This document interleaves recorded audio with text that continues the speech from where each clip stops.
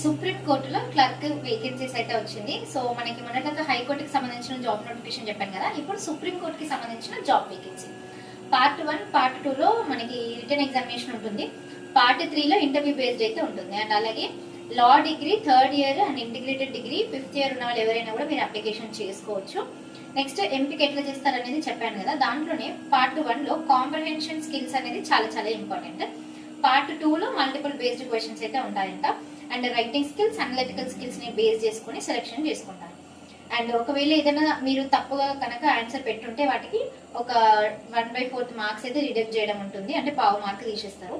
And part 2లో computer screen పైన కనిపిస్తాయి. వీటికి సంబంధించిన క్వశ్చన్స్ మీరు డిస్క్రిప్టివ్ తోటి రాయాల్సి ఉంటుంది అనమాట. అండ్ కనీస అర్హత పొందిన వాళ్ళని మాత్రమే నెక్స్ట్ పోస్ట్ కి మీరు ఎలిజిబుల్ అయితే అవ్వడం జరుగుతుంది. లాస్ట్ డేట్ మనకి 7th ఫిబ్రవరి వరకు ఉంది. అప్లికేషన్స్ చేసుకోవాలి అనుకునే వాళ్ళు సుప్రీంకోర్టుకి సంబంధించిన వెబ్సైట్ ని విజిట్ చేసి ఒకసారి అప్లికేషన్స్ అయితే చేసుకోండి. And application fee 750 rupees plus మీకు టాక్సెస్ అయితే పడుతుంది. Okay, thank you.